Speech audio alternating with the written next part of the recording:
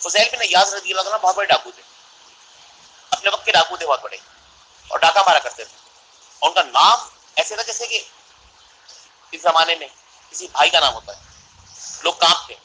تو اس زمانے کے اندر وہ اتنے بڑے ڈاکو تھے. اللہ نے توفیق عطا فرمائی، توبہ کر لی، سچی توبہ کر لی. یا ایھا الذین آمنوا توبوا الی اللہ، توبہ کر لی، سچی توبہ کر لی. توبہ کر لی تو پیر مرشد نے کہا فضیل جی تم نے ڈاکے مارے نا جس کا لوٹا ہے، جاؤ ان کا مال لوٹاؤ. نے کہا مال تو ہے ہی نہیں، لوٹا اور کھا لیا پی لیا اڑا دیا، مال تو نہیں ہے. ان کا جاؤ سب سے معافی مانگو. سب کے گھر گئے، ایک بیٹی کا جہیز اڑایا تھا، ایک بیٹی کا جہیز چرا لیا تھا، اس کی شادی رک گئی. جب سے گئے نا معافی مانگنے کے تو تڑپ کے رونے لگی وہ بچی بھی کہ یار اس کی ماں کو بھی یاد آ گیا کہ میری بچی کی شادی سے ٹوٹ گئی تھی کہ اس نے جہیز چرا لیا تھا. لڑکے والوں نے رشتے سے انکار کر دیا بغیر جہیز کے.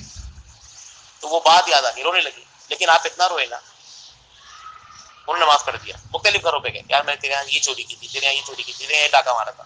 ایسا نہیں چوری کر لی اور اللہ سے معافی مانگ لی، لیکن جس کا سامان چورا ہے اس سے معافی مانگنی پڑے گی. چاہے وہ اسکول میں بچوں کا پینسل یا پین ہی چورا لینا ہی کیوں نہ ہو، یا میرا کسی گھر میں کود کے ڈاکہ مارنا کیوں نہ ہو، سب برابر ہے. چوری سب کی معافی کیسی ہے. اب اس سے معافی مانگی، سب سے معافی مانگی، سب نے معاف کر دیا. ایک یہودی کے گھر گئے کہ میں نے تیرے یہاں چوری کی تھی، مجھے معاف کر دیا. یہودی کہنے لگا میں تجھے معاف نہیں کروں، میں تجھے معاف نہیں کروں گا.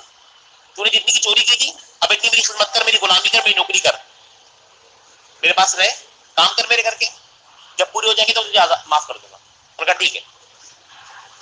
کچھ 10-15 دن گزرے، یہودی نے دیکھا کہ واقعی جس فضیل نے میرے گھر کا مال چورایا تھا اور جو فضیل میرے گھر کام کر رہے ہیں دونوں بڑا فرق ہے. اس کو سمجھ میں آ گئی بات کہ ہاں اس سے سچی توبہ کر لی. کہ چلے کام کر، اس طاق میں اشرفیوں کی تھیلی بڑی لا کے اٹھا کے دے دے مجھے، اٹھا کے دیو تو جا آزاد. فضیل میں نہیں یاد اٹھے، رات سے تھیلی اٹھائی اور لا کر دی. جب لا کر دی تو یہودی چیخنے لگا اور کہنے لگا لا الہ الا اللہ محمد رسول اللہ صلی اللہ علیہ وسلم. بڑے حیران ہوئے فضیل بن عیاض کہ تو یہودی، تجھے کیا ہوگا، تو کلمہ پڑھنے لگا. کہنے لگا فضیل میں نے اپنی توریت کے اندر پڑھا تھا اور تو نے کہا نا میں نے توبہ کر لی، تو میں چیک کرنا چاہتا تیری توبہ سچی ہے کہ نہیں.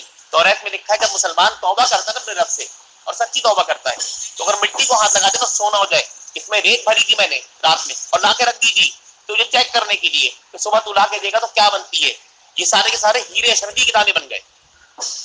وہ مٹی سونا بن گیا، اشرفی بن گئی، ہیرا بن گیا. تو جب بندہ سچی توبہ کر لے وہ مٹی کو ہاتھ لگائے تو سونا ہو جاتی ہے. تو کیا پیسے کی پریشانی کیسے رہ سکتی ہے. اس کی مال میں اتنی برکت دیتا ہے اللہ تعالیٰ کہ وہ اس کے 100 روپے لوگوں کے 1000 روپے